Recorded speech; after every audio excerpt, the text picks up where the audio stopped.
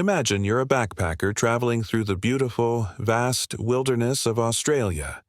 The world is full of possibilities, but as you set up camp near a peaceful national park, a chilling danger lurks in the shadows, one that will claim the lives of young travelers, leaving behind a trail of blood and a killer who remains elusive.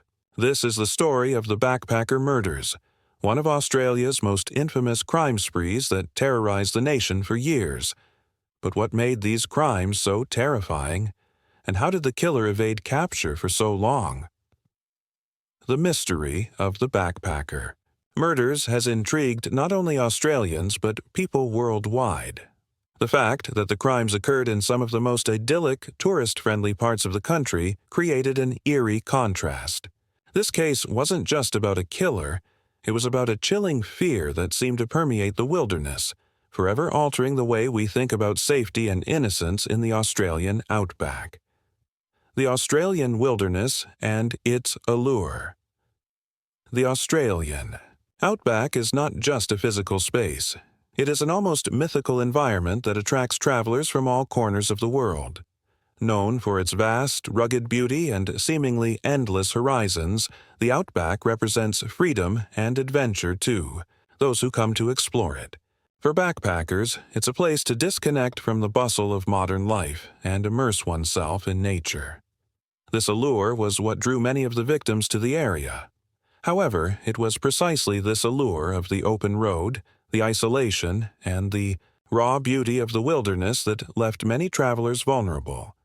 The terrain is remote and difficult to navigate, which made it the perfect hunting ground for a killer who knew the land intimately. For the victims, the promise of adventure would soon turn into a horrifying nightmare.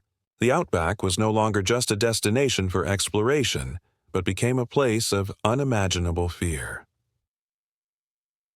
The victims. Innocence. Lost when we think of the backpacker murders, it's important to remember the victims. These weren't just nameless statistics in a crime story. They were young people, often far from home, in the prime of their lives, eager to experience the world. Caroline Clark and Joanne Walters, two British backpackers, were among the first to disappear in 1990. Their fates set off the chilling chain of events that would unfold. The loss of young travelers from other parts of the world, like Germany's Anja Habschied and Gabor Neugebauer, or the tragic deaths of others who were yet to be found, sent shockwaves through the global community. For many, it served as a cautionary tale about the dangers lurking beyond the postcard-perfect view of Australia. These murders not only left an indelible mark on their families, but also served as a tragic reminder of the risks faced by those who ventured into unfamiliar lands. For the families and friends of the victims, the mystery surrounding the deaths would haunt them forever, with their grief compounded by the years of uncertainty. A series of unexplained disappearances. The first victims, Clark and Walters, vanished in the New South Wales area, a region often frequented by tourists. Their disappearance was initially brushed off as another unfortunate incident in the unpredictable life of a backpacker. Many people were quick to chalk it up to the usual dangers of the road, hitchhiking, remote camping, or simply falling prey to the unpredictable nature of the outback. However, as other backpackers went missing or were found, brutally murdered, it became clear that these weren't isolated incidents. These young women weren't just part of a statistic of the backpacker lifestyle. They were victims of a calculated, horrific crime. The increasing number of disappearances painted a chilling picture that would soon lead to the realization that the killer was targeting a specific group of people, travelers who trusted the open road, but whose trust would soon be betrayed. The evidence. What was left behind? The first major clue came when the bodies of Clark and Walters were discovered in a remote area near Belanglo State Forest, which would become infamously linked to the murders. The remains were badly decomposed, complicating the task of identifying the cause of death. Early forensic examination showed signs of sexual assault and brutal violence, suggesting that these murders weren't crimes of opportunity, but carefully planned and executed. As more bodies were discovered, each revealing similar signs of torture and violent death.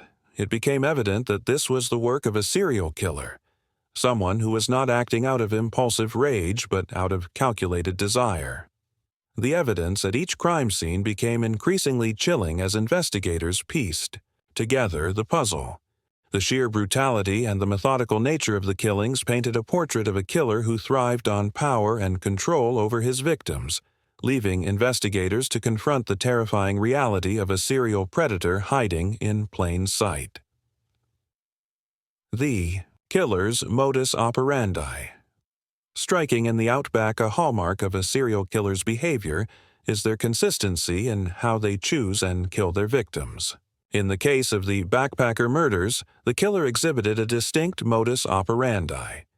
Victims were often backpackers traveling alone or in pairs, and they were typically hitchhiking, a common practice for travelers in Australia. The killer preyed on their vulnerability, offering them rides and luring them to secluded areas where he could overpower them. Milat's choice of victims, young, inexperienced backpackers, was not random. It reflected a deep understanding of the area and its landscape, coupled with the knowledge that such isolated settings would provide ample opportunity to strike without being detected. Milat, as authorities later discovered, had a connection to the terrain. His knowledge of the land made him a ghost in the wilderness, able to elude authorities while his victims suffered unimaginable horrors. Police investigations. The early days of the hunt in the beginning, authorities struggled to make the connection between the various murders. The remote locations of the crime scenes and the lack of solid evidence caused many to treat the deaths as isolated, unrelated events. This initial lack of coordination between law enforcement agencies was a major hindrance, as police were unable to recognize the emerging pattern. The forensic clues that changed everything. The case broke open with the discovery of the body of German backpacker Anja Habschied in 1991. Her body showed signs of similar violence to previous victims, which allowed detectives to finally connect the dots. Forensic evidence, including hair and fibers, linked her death to the earlier killings. This was the turning point in the investigation. From this point on, police began to focus their efforts on identifying a suspect who was familiar with the outback and the backpacking lifestyle. Milat became a person of interest after it was discovered that he had been in the areas where some of the bodies had been found, and his criminal history raised red flags. This was the moment when the investigation started to gain real momentum. The rise of a suspect. Ivan Milat's connection. Ivan Milat, a 47-year-old man with a history of violence, was arrested in 1992. Milat had long been under suspicion, but it wasn't until investigators pieced together evidence from various sources that they were able to build a case against him. His connection to the area and his criminal background made him an obvious suspect. What made Milat particularly chilling was his ability to blend into society. He was a man who, on the surface, seemed normal, working in various blue-collar jobs, living a relatively mundane life, but beneath the facade he was capable of horrific acts. His arrest shocked many who had known him, as the man behind the killings was not some stranger or outsider, but someone who had quietly slipped through the cracks of society. The arrest and investigation. Milat's dark past, Milat's arrest, did not come as a complete surprise. His history of violence, including accusations of sexual assault and intimidation, painted a picture of someone who could easily be capable of the gruesome murders. In fact, the more investigators dug into his past, the more disturbing details emerged. Milat had a history of violent behavior dating back to his youth. He had been known for his temper and had a fascination with weapons. He was also an expert in the terrain of the outback, a trait that allowed him to commit these heinous acts with an almost predatory precision. The police found that he had been in the areas where many of the victims had last been seen. His dark past and knowledge of the land made him the perfect candidate for the role of the backpacker killer. The trial. Unraveling the mystery of Milat's actions. The trial of Ivan Milat captivated Australia and the world. As the evidence mounted against him, it became clear that he had committed a series of murders with chilling consistency.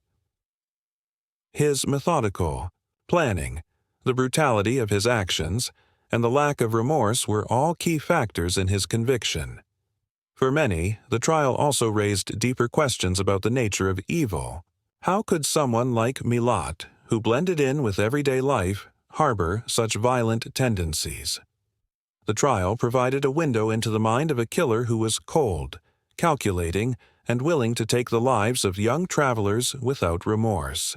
The conviction. Milat's guilt. Established, Milat's conviction was a turning point in the case. After years of searching for answers, the authorities had finally captured the man responsible for the backpacker murders. In 1996, he was sentenced to life in prison without the possibility of parole. His conviction brought a sense of justice to the families of the victims, but the horrors of the crimes lingered. For many, Milat's sentence was a bittersweet victory. While justice had been served, the victims' lives could never be replaced, and the psychological scars left on their families and the Australian public would remain forever. The legacy of the backpacker murders would continue to haunt those affected by the crimes for years to come. A legacy of fear. How the murders shaped Australian society.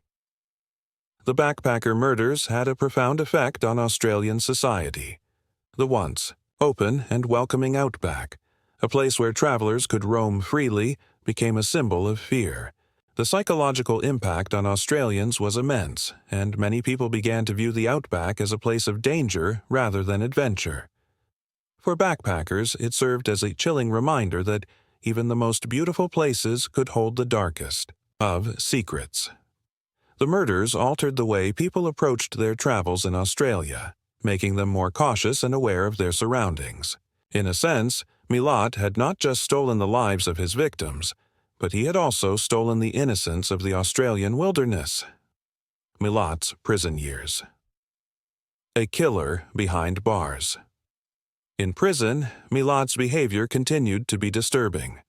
He remained defiant and refused to admit guilt, even as the overwhelming evidence pointed to him as the murderer. His behavior was a reflection of his refusal to accept responsibility for his actions, and he continued to manipulate and control situations even behind bars.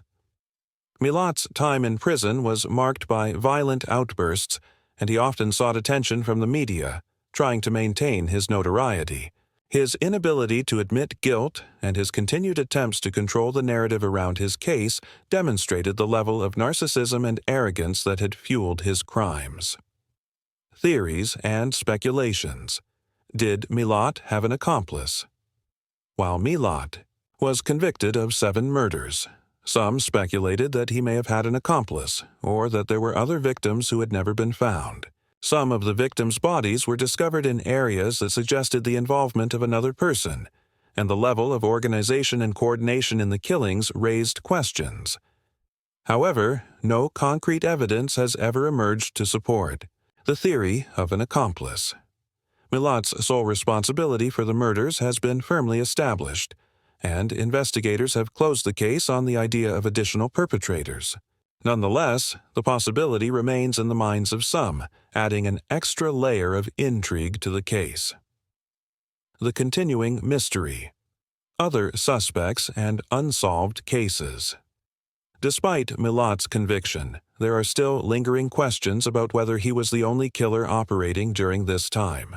Some investigators have suggested that Milat may have been involved in other unsolved murders or disappearances in Australia, and that the true scale of his crimes may never be fully known. The backpacker murders case remains a subject of debate and investigation, with some theorists wondering whether other killers might have been active in the same areas during the same period.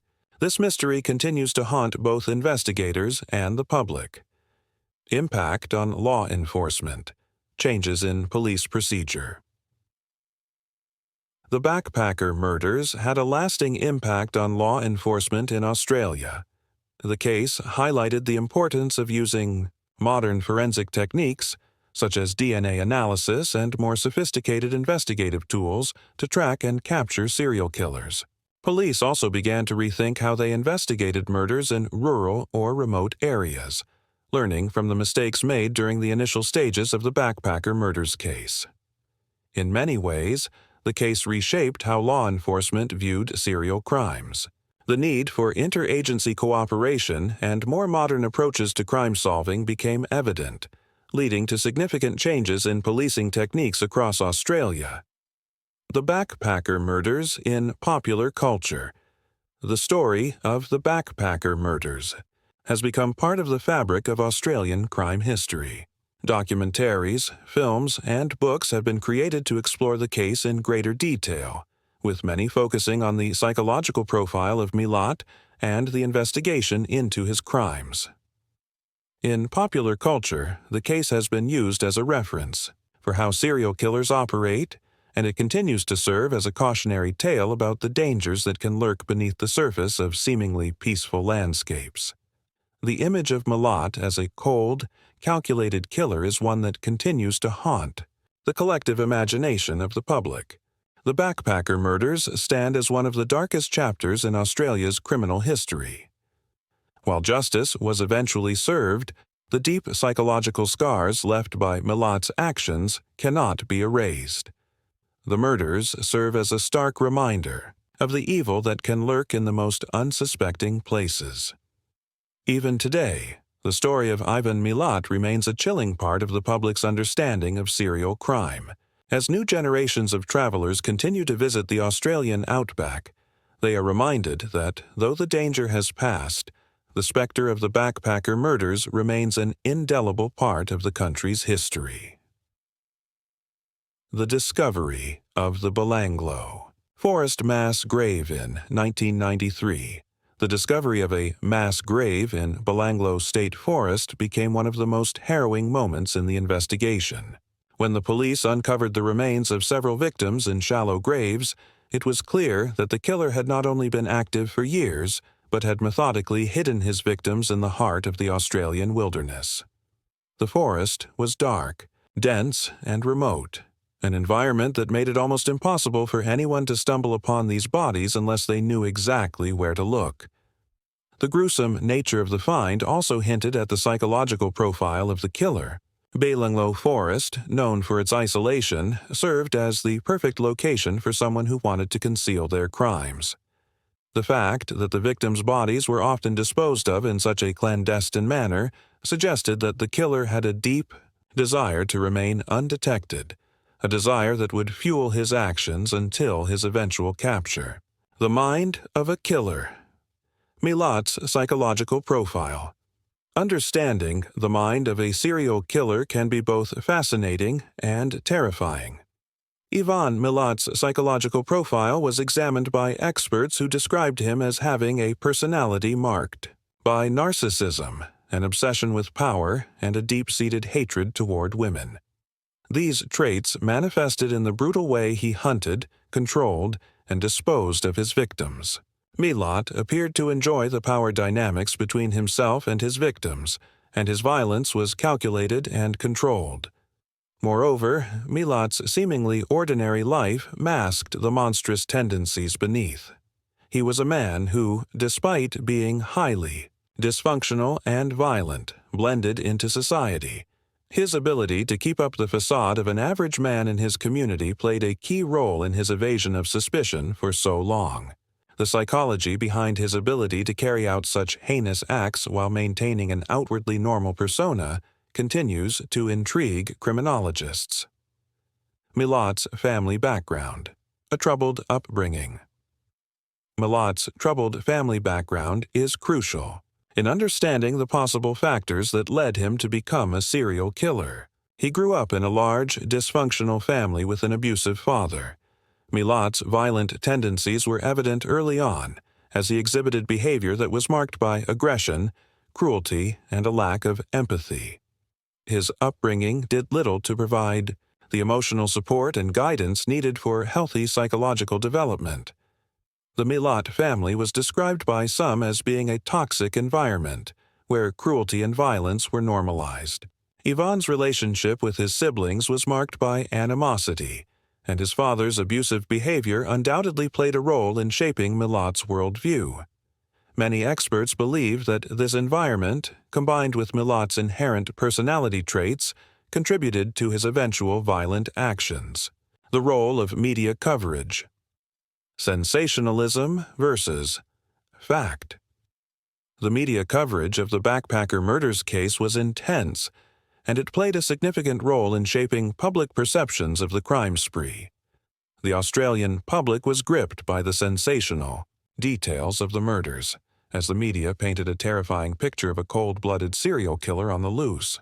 The widespread media coverage created an atmosphere of fear and paranoia, where every backpacker was seen as a potential target. At the same time, however, the media also added layers of distortion to the case. Sensationalism often overshadowed fact, leading to false leads and misplaced public fears. The constant media coverage of Milat's crimes and trial made it easy for misconceptions to spread, as rumors and theories flooded the public discourse. In the end, while the media helped keep the case in the public eye, it also muddied the waters of true investigative work. Public fear and the impact on tourism. The backpacker murders had a direct impact on tourism in Australia, especially backpackers, who relied on hitchhiking and camping to explore the country. Australia had long been known for its open and free-spirited tourism culture, but after the murders, many travelers began to rethink their safety. Fear spread quickly across the backpacker community, with people rethinking their itineraries, questioning the safety of remote areas, and opting for safer, more tourist-friendly options. The Australian tourism industry was forced to make changes in response to the public outcry. Authorities started to issue safety warnings, advising travelers to avoid certain areas, particularly the outback and Belanglo State Forest. Tour operators. They also began to implement new security measures to ensure the safety of their guests, signaling a shift in how the country was perceived as a safe travel destination. The media's obsession with Milat. The notoriety of the backpacker killer.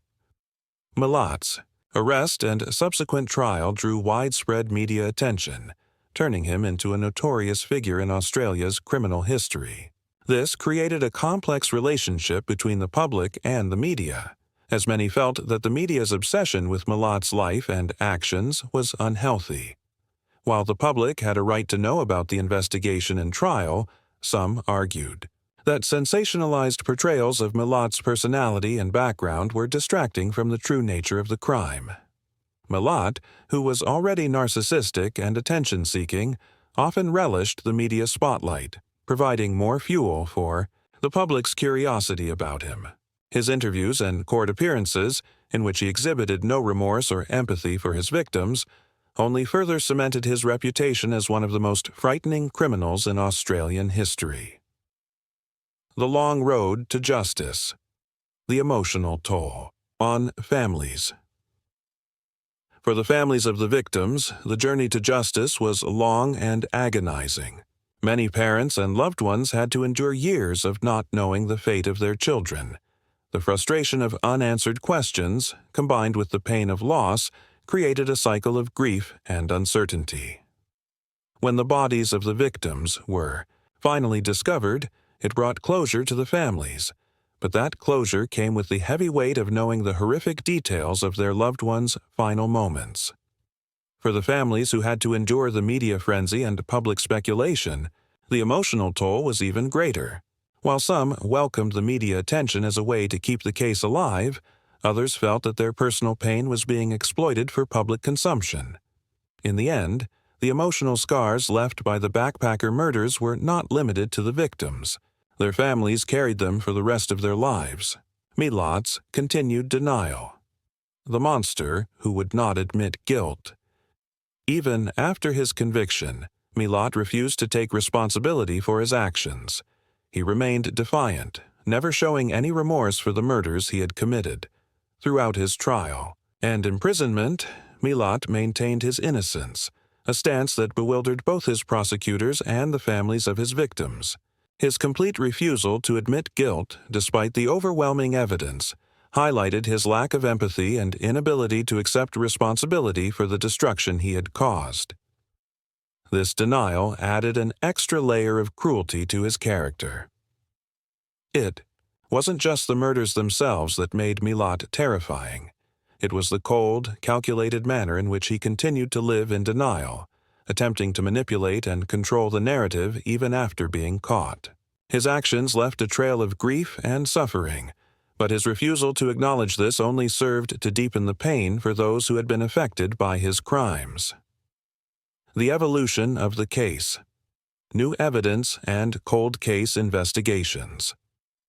Though Milat was convicted, the case continues to captivate investigators, journalists, and criminologists.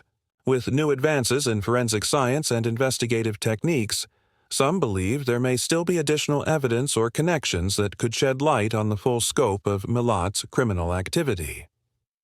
The ongoing fascination with the backpacker murders has led to a continued investigation into Milat's life and other potential crimes he may have committed.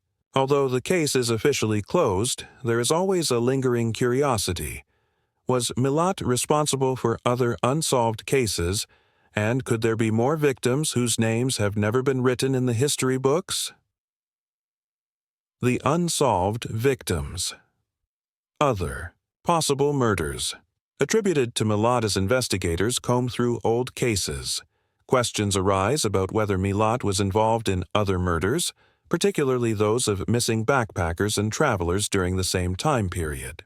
While Milat was convicted of 7 murders, there are still several other disappearances that remain unsolved, and some theorists suggest that these could have been Milat's victims as well. The mystery surrounding the true extent of Milat's crimes adds an unsettling layer to the case. Did Milat stop killing after his conviction, or was he merely the tip of a much larger iceberg of violence? This uncertainty will likely continue to haunt both law enforcement and the public for years to come. The backpacker murder's impact on serial killer profiling. The case of the backpacker murders had a lasting impact on the development of criminal profiling techniques. It was one of the first cases in Australia where the use of psychological profiling played a major role in narrowing down potential suspects. Milat's background and behavior closely matched the profile of a serial killer, and this helped investigators focus their efforts on finding a suspect who fit that profile. The case also demonstrated the limitations of early criminal profiling techniques, as it took investigators years to connect the dots and realize they were dealing with a serial killer.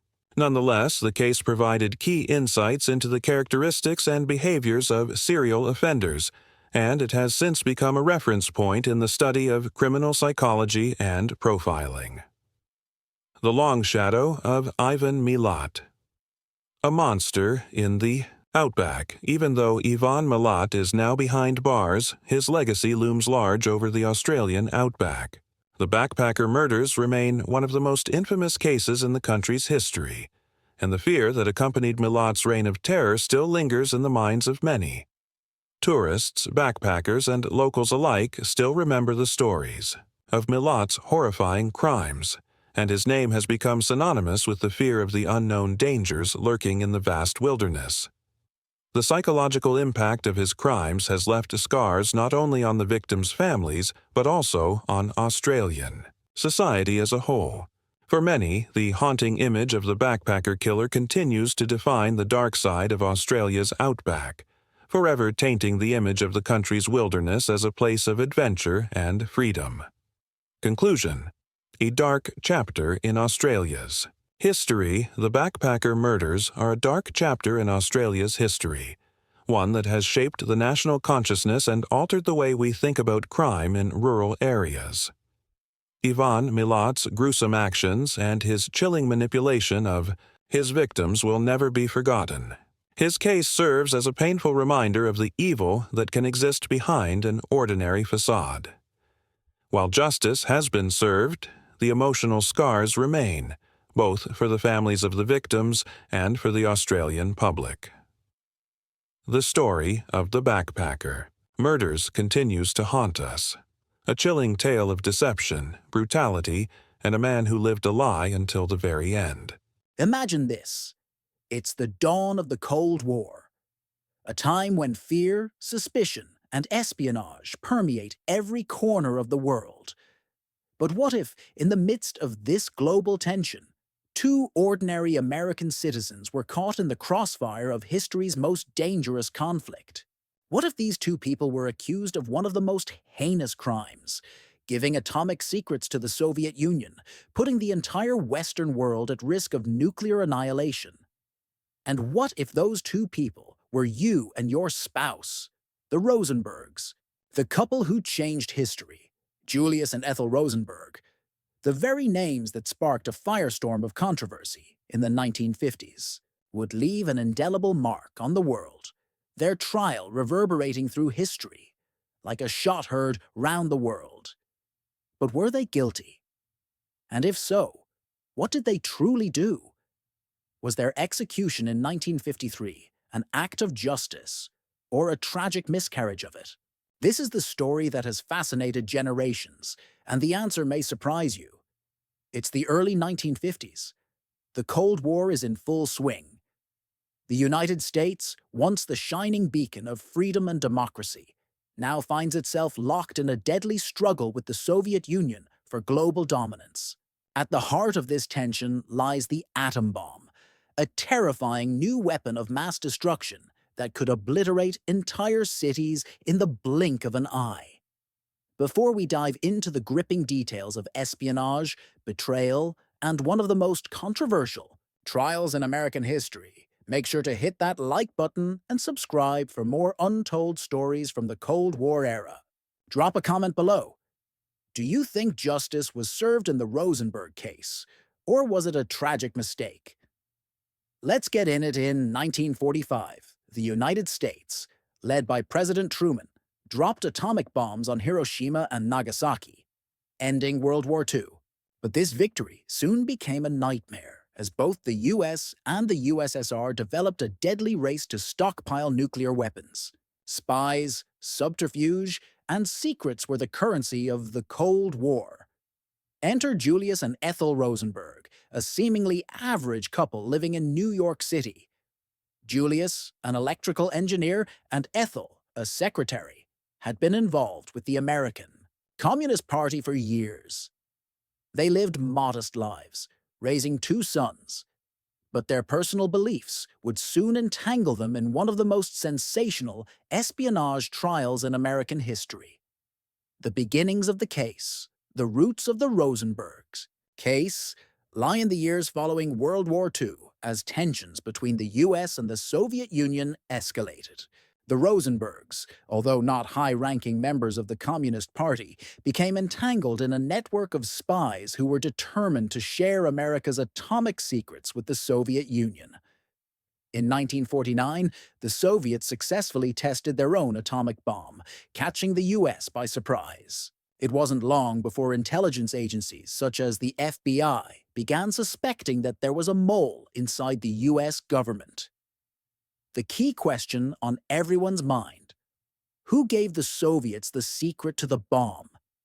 In 1950, the FBI arrested Klaus Fuchs, a German-born British scientist who was working on the Manhattan Project during the war. Fuchs's confession to passing secrets to the Soviets sent shockwaves through American intelligence, and he named several individuals involved in espionage activities, including Julius Rosenberg.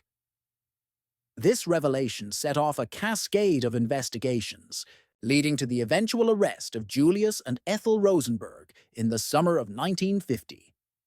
The investigation and arrest. The FBI's investigation into the Rosenbergs was swift and methodical. Julius had been working on classified projects, and his connections with known Soviet operatives raised suspicions. Evidence against him began to mount. Ethel, on the other hand, seemed to be an unwitting bystander. But as the investigation continued, it became clear that Ethel had been far more involved than originally thought. The couple's arrest was part of a larger crackdown on suspected communists in the US during the Red Scare. The McCarthy era was in full swing, and paranoia was rampant. The Rosenbergs were accused of conspiring to provide the Soviets with vital information about the atomic bomb, information that, if true, could tip the balance of the Cold War in favor of the USSR. In March 1951, Julius and Ethel Rosenberg were brought to trial. The prosecution, led by attorney Roy Cohn, painted a damning picture of the couple as spies working to undermine America's national security. They claimed the Rosenbergs had given the Soviet Union detailed atomic bomb secrets that would allow them to build their own nuclear weapons. The defense, however, insisted that the Rosenbergs were innocent. They argued that the charges were based on flimsy evidence and circumstantial testimony. But as the trial wore on, the atmosphere was charged with ideological fervor. The prosecution focused on the Rosenbergs' communist affiliations and their connections to spies within the U.S. military and government. The most damning testimony came from David Greenglass, Ethel's brother, who claimed that he had provided Julius with atomic secrets while working at the Los Alamos laboratory. Greenglass testified that Ethel had typed up his notes, which were allegedly passed on to the Soviets. His testimony was later revealed to have been heavily influenced by the prosecution, and his motives were questioned as he hoped to avoid a lengthy prison sentence himself. Despite the weak evidence, the jury convicted Julius and Ethel of espionage. Julius was sentenced to death, and Ethel received the same fate, though she was considered by many to be a secondary participant. The Rosenbergs' fate would now rest in the hands of the courts and the public. The execution. On June 19, 1953, after a lengthy appeals process, Julius and Ethel Rosenberg were executed by electric chair at Sing Sing Prison in New York. Their deaths were met with worldwide outrage and protests. To some, they were martyrs, innocent victims of the paranoid, anti-communist hysteria that gripped the U.S. at the time. To others, they were traitors who'd sold out their country for ideological reasons. In the years that followed, the case remained controversial. Many believed the Rosenbergs had been the victims of a flawed justice system, while others insisted they had committed treason by aiding the Soviet Union. Julius Rosenberg, the idealist or the traitor? Julius Rosenberg was, in many ways, a man of his time. A product of the Great Depression, he believed in the ideals of socialism and communism as a means to achieve justice for the working class. But was he driven by a deep ideological commitment to the Soviet cause, or was he merely swept up in the fervor of the time? Was he a passionate idealist or a cold-blooded traitor? Ethel Rosenberg, the innocent victim or the co-conspirator? Ethel Rosenberg's role in the case has been the subject of much debate. While her actions were certainly controversial, was she truly a willing participant in espionage, or was she an innocent bystander who was unfairly implicated? Was she executed for political reasons, or was there genuine evidence to convict her, the government, justice, or political agenda? From the perspective of the U.S. government, the Rosenbergs were guilty of a grievous crime. The Soviet Union had been their enemy, and in the wake of the Cold War, they needed to send a strong message. But was the case about justice, or was it about politics? Did the government use the Rosenbergs as a symbol to scare the public and quell fears of communist infiltration? Public opinion, divided nation. The case divided America. Some saw the Rosenbergs as victims of a Cold War witch hunt, while others saw them as a dire threat to national security. The execution sparked protests, and people across the globe debated whether the Rosenbergs deserved their fate. Julius Rosenberg, the idealist who wasn't afraid of sacrifice. Julius Rosenberg was born in 1918 to Jewish immigrant parents in New York City. Like many others from poor immigrant backgrounds, he found himself deeply affected by the injustices of society, the poverty he witnessed, the class struggle, and the widespread oppression. From an early age, Julius gravitated toward ideals that promised a better world. The Communist Party, which advocated for the working class and criticized the capitalist structures of the U.S., became a natural outlet for his ideology. However, Julius's commitment was not merely intellectual. He became involved in more than just the party. He was an active participant in espionage. Julius wasn't just the intellectual, detached party member. He was someone who believed that his actions, selling atomic secrets to the Soviet Union, would not only end the Cold War, but also create a world that was more equitable for the working class. The idea of sacrifice was central to Julius's belief system. He truly believed that this ideological cause, even at the risk of his life, was worth it.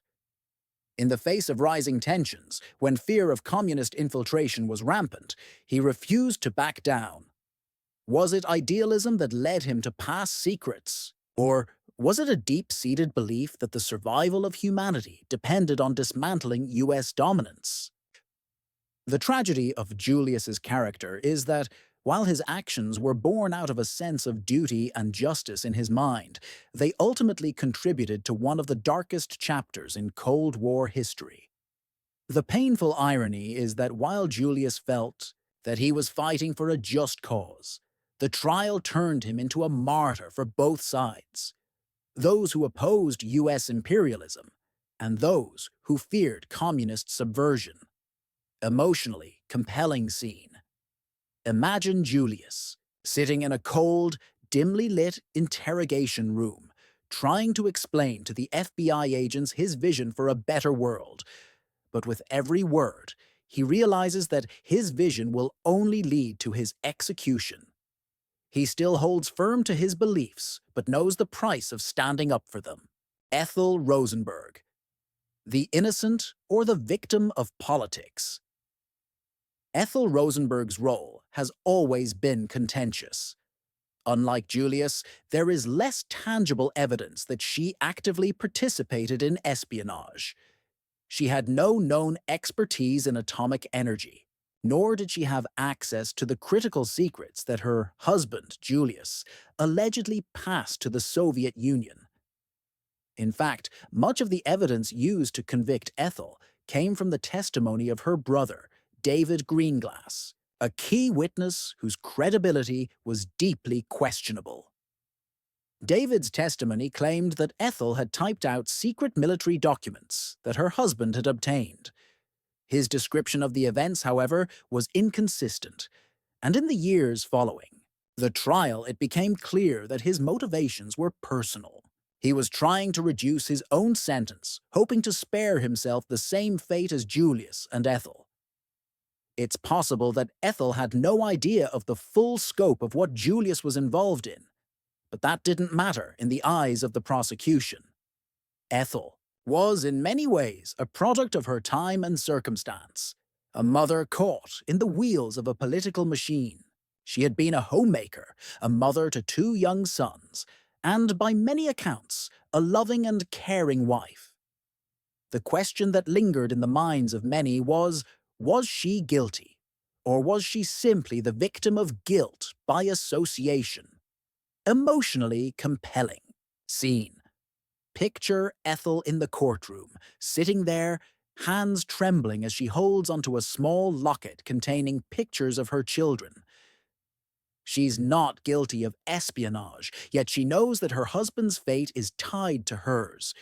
She wants to protect their sons from the nightmare that's unfolding.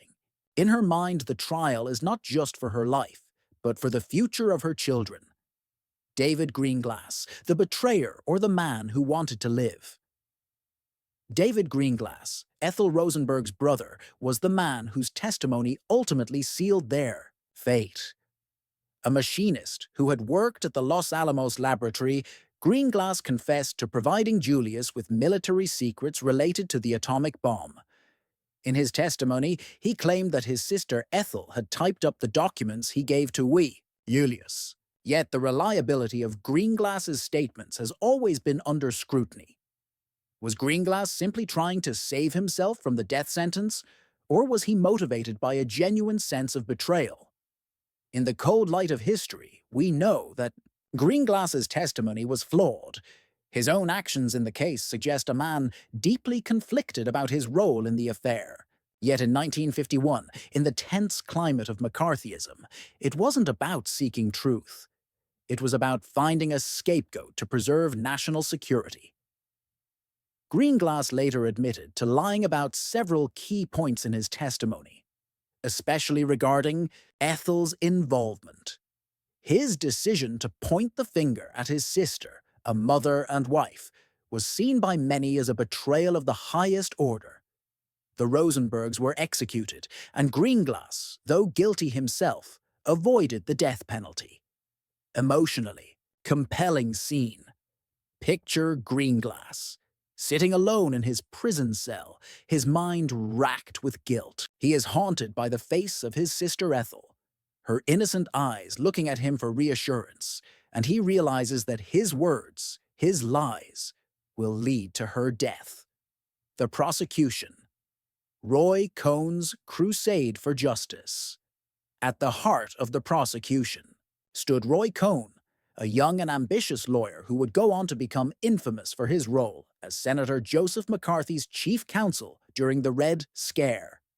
Cohn was a zealous prosecutor, driven not by the facts, but by an unwavering belief in the necessity of punishing those who threatened national security. In Cohn's eyes, Julius and Ethel Rosenberg weren't just spies. They were enemies of the state, willing to undermine the very foundation of American democracy. They had conspired to hand over atomic secrets to the Soviets, and for that, they needed to be eradicated. Yet, the prosecution's case was based on questionable evidence, and many of their witnesses had dubious motivations. The trial wasn't about delivering justice. It was about making an example of the Rosenbergs. The Cold War needed its martyrs, and the Rosenbergs would be just that. Emotionally compelling scene. Imagine Roy Cohn in the courtroom, standing with an air of righteous fury. He doesn't care about the evidence. All he sees is an ideological war that demands victory. His belief in the case is unwavering, even as cracks in his own argument begin to show. The public and media reaction. Divided America. The trial and execution of the Rosenbergs sent shockwaves through American society, deeply dividing public opinion. The 1950s were a time of intense paranoia.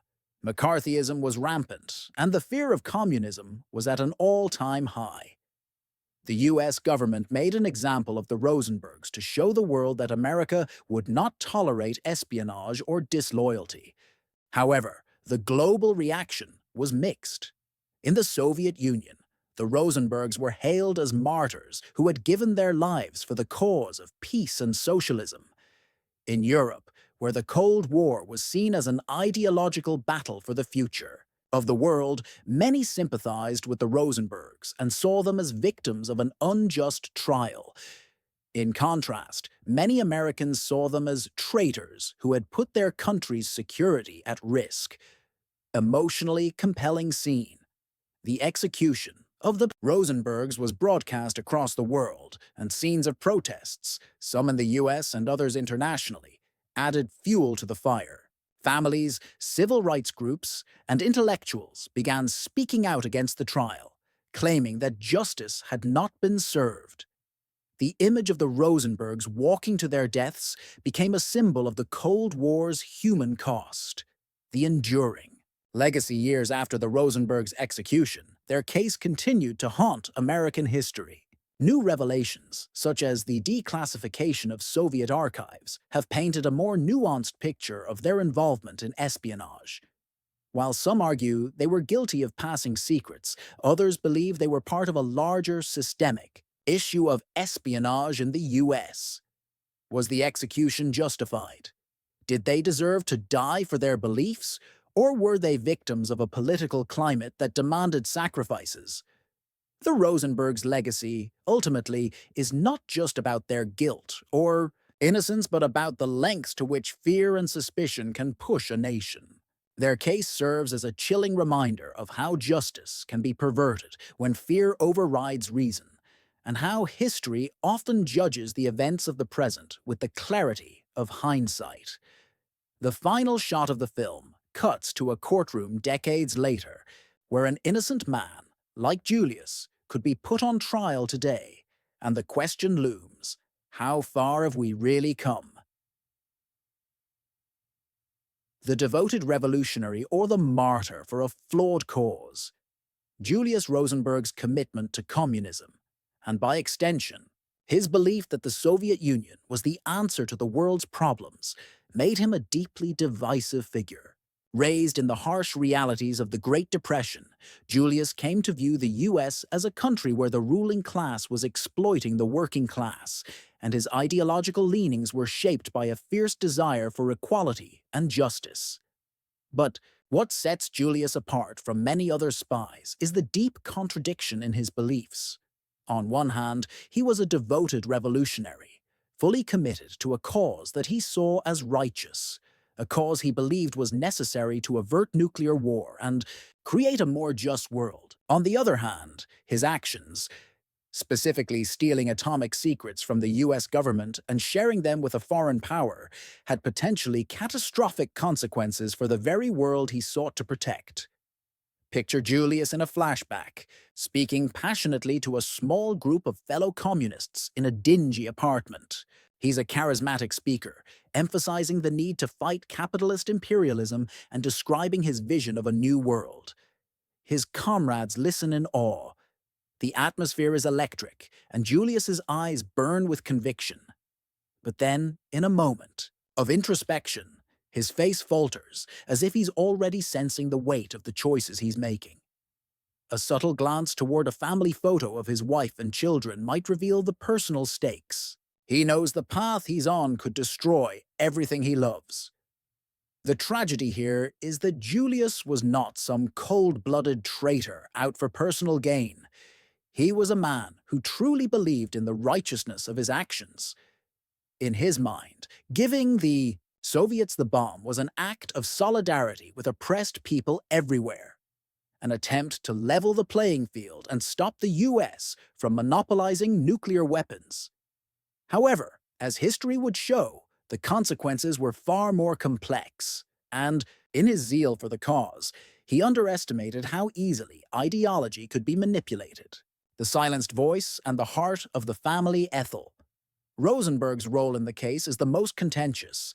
Some saw her as a passive participant, an innocent bystander caught in the web of her husband's actions, while others viewed her as a willing accomplice. The prosecution, with Roy Cohn at the helm, painted her as a key player, describing her as someone who had knowingly helped her husband transmit atomic secrets to the Soviets. Yet the evidence against her was weak, most notably her brother, David Greenglass's testimony, which was later discredited and revealed to be motivated by self-preservation. Emotionally compelling scene. Ethel is portrayed sitting quietly, in a dark courtroom, her face pale, almost ghost-like. Her two young sons, Michael and Robert, are with her in the gallery, unaware of the gravity of what's unfolding. Ethel watches as her brother David, someone she's loved her entire life, gives his damning testimony. The weight of the accusation against her is unbearable. The weight of the injustice is palpable. For these protesters, the Rosenbergs had become symbols of everything wrong with the political climate of the time. The legacy, the price of ideology, justice, and sacrifice, decades after the Rosenbergs' execution. New revelations about the case continue to stir debate. Declassified Soviet documents have confirmed that Julius did indeed pass secrets to the Soviets, though the role Ethel played remains uncertain. Some argue that they were victims of a political agenda, sacrificed to the anti-communist fervor of the time. Others claim that they were guilty of espionage and paid the ultimate price for their betrayal. The case leaves us grappling with fundamental questions. What is the true cost of justice? How much do we trust the systems we rely on to uphold the law? In the case of the Rosenbergs, the answer remains elusive. Their execution serves as a stark reminder of how fear and suspicion can erode the very principles they seek to protect. Final scene.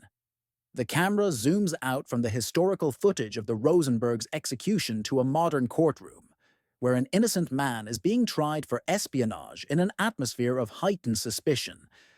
As the scene fades to black, the haunting question echoes. Have we learned the lessons of history? February 9, 2004. A date etched in the annals of American crime, forever intertwined with the baffling disappearance of Maura Murray, a young woman, on the cusp of life's adventures, vanished without a trace. Her disappearance, a chilling enigma that continues to haunt investigators and amateur sleuths alike. Maura Murray, a 21-year-old nursing student at the University of Massachusetts Amherst, was last seen on a desolate stretch of Route 112 in Haverhill, New Hampshire. What began as a seemingly normal winter evening marred by a minor car accident quickly spiraled into a vortex of unanswered questions and unsettling possibilities. The mystery surrounding Maura's disappearance is not merely a case of a missing person, it is a chilling testament to the unknown that lurks in the shadows of our seemingly ordinary lives. The events of that fateful night have left an indelible mark on her family, the authorities, and the public consciousness, forever bound by the search for answers in the labyrinth of Maura's disappearance. Born in Hanson, Massachusetts, Maura Murray was a bright and athletic young woman, known for her infectious smile and determined spirit. She excelled in sports, particularly track and field, showcasing a drive and determination that set her apart from her peers. Her dedication to athletics was evident in every race she ran. Her academic achievements were equally impressive, earning her a place at the prestigious University of Massachusetts Amherst, where she pursued her dream of becoming a nurse. Maura's commitment to her studies was unwavering. Behind her infectious smile and outward success, Maura grappled with personal demons. She often found herself battling inner turmoil that few knew about. The pressure of her studies, coupled with a recent DUI incident and a strained relationship with her father, weighed heavily on her young shoulders. These challenges began to take a toll on her mental well-being. These internal struggles, while not uncommon for someone her age, became crucial points of interest in the aftermath of her disappearance. Her friends and family were left to piece together the puzzle of her life. Days before she vanished, Maura's life took a series of perplexing turns. She seemed to be preparing for something, though no one knew exactly what. She was involved in a minor car accident, damaging her father's car. This incident added to the mounting stress she was already under. The same day, she inexplicably emailed her professors, informing them of a family emergency that would require her absence from classes. This sudden and unexplained message left many puzzled. This sudden departure from her routine, coupled with her emotional state, raised red flags for those closest to her. Her friends and family were deeply concerned, sensing that something was terribly wrong. The days leading up to Maura's disappearance were marked by a string of peculiar events that have fueled countless theories and speculations. Friends and family noticed subtle changes in her behavior, adding to the mystery. On February 7, 2004, just 2 days before she vanished, Maura was involved in a minor car accident, damaging her father's car. Later that day, Maura visited her dorm room and packed a bag. She seemed to be preparing for something significant. Among the items she packed were printed directions to Burlington, Vermont, a detail that would become a focal point in the investigation. Why Burlington? What was drawing her there? What was Maura's purpose for traveling to Vermont? Was she meeting someone seeking refuge, or was it an escape plan? These questions remain unanswered, adding another layer to the intricate puzzle of her disappearance. Theories range from foul play to voluntary disappearance. On the evening of February 9, 2004, Maura left her dorm room, seemingly for good. Her departure was shrouded in secrecy. She withdrew cash from an ATM, packed her belongings, and left a note for her roommate claiming she was going home for a family emergency. This note raised more questions than it answered. This note, discovered after her disappearance, became a crucial piece of evidence, hinting at a planned departure rather than a spontaneous decision. It suggested premeditation. However, Maura never made it home. Her car was found abandoned, and she was never seen again, leaving behind a trail of unanswered questions.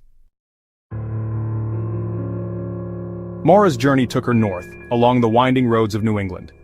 At approximately 7:27 p.m., her car, a dark blue Saturn sedan, skidded off the road and collided with a snowbank on Route 112 in Haverhill, New Hampshire.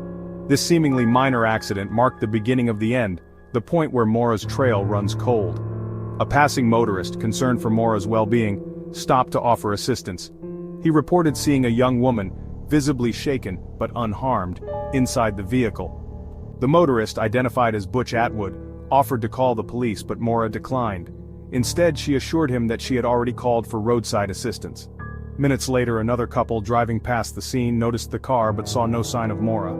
They too stopped to check on the situation but found the car empty. The driver's side door was locked, the hazard lights were flashing, and the engine was still running, painting a picture of a hasty and unexplained departure. The vanishing of Maura Murray has spawned a myriad of theories, each attempting to piece together the fragments of a puzzle shrouded in mystery. Her disappearance has captivated the minds of many, leading to endless debates and discussions. Some believe Maura, overwhelmed by her personal struggles, chose to disappear voluntarily, seeking a fresh start far from the pressures of her life.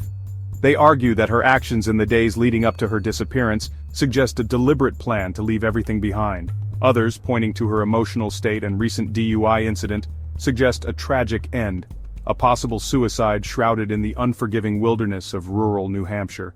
The harsh and remote landscape could easily conceal such a fate. However, the lack of concrete evidence supporting either theory leaves a gaping hole in the narrative. The absence of definitive clues only deepens the mystery, leaving investigators and the public grasping at straws. The possibility of foul play, though officially downplayed by authorities, cannot be ignored. Some speculate that Maura may have encountered someone with malicious intent on that fateful night. The isolation of the location, coupled with the lack of witnesses and physical evidence, fuels speculation of abduction. The remote area where she vanished provides the perfect cover for such a scenario. Did a predator, lurking in the shadows, seize the opportunity presented by Maura's vulnerable state? The thought of an unknown assailant adds a chilling dimension to the case. Adding to the complexity are theories surrounding Maura's intended destination. Her plans and movements in the days before her disappearance remain a subject of intense scrutiny. Was she truly heading home to Massachusetts as she claimed? Or was her destination the picturesque Burlington, Vermont, as suggested by the printed directions found in her belongings? The uncertainty of her final destination only adds to the enigma. Despite the passage of time, the search for Maura Murray has never truly ceased. Law enforcement agencies, both local and federal, have dedicated countless hours to the investigation, meticulously pursuing leads and interviewing potential witnesses. The case, however, remains open, a testament to the frustrating lack of conclusive evidence. The initial search efforts, hampered by a delayed response and a lack of clarity surrounding the circumstances of Maura's disappearance, yielded little in the way of answers. Years later, the case gained renewed attention, fueled by the rise of true crime podcasts and online communities dedicated to solving cold cases. Amateur sleuths, armed with internet databases and social media platforms, have meticulously scrutinized every detail of Maura's case, proposing new theories and re-examining old ones. The disappearance of Maura Murray is not merely a cold case confined to dusty files, it is a living nightmare for her family, a constant ache that time has failed to heal. Her parents, siblings, and loved ones have endured years of agonizing uncertainty, clinging to hope while grappling with the possibility that they may never know what happened to their beloved Maura. The case, with its tantalizing details and haunting lack of closure, has captivated the nation. Maura's story has been featured on countless television shows, documentaries, and podcasts, each attempting to unravel the enigma of her disappearance. The public, fascinated by the mystery and driven by a desire for justice, have become armchair detectives, poring over evidence, debating theories, and keeping Maura's memory alive. The case, with its haunting details and enduring mystery, serves as a stark reminder of the fragility of life and the enduring power of hope in the face of unimaginable loss. The digital age, with its double-edged sword of information and speculation, has played a pivotal role in shaping the narrative surrounding Maura Murray's disappearance. The case found a new life online, becoming a breeding ground for theories, conjecture, and fervent debate.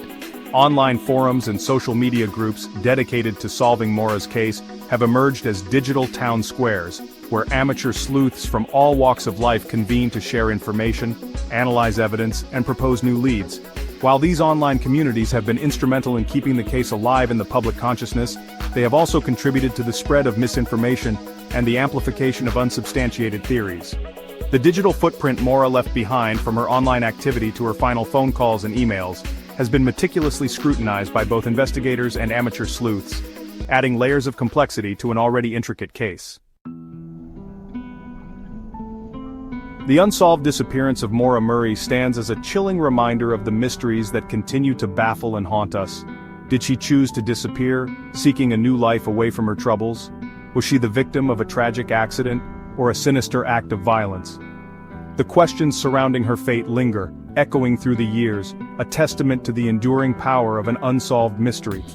Maura's case serves as a stark reminder of the fragility of life, the enduring power of hope, and the relentless pursuit of truth, even in the face of seemingly insurmountable odds.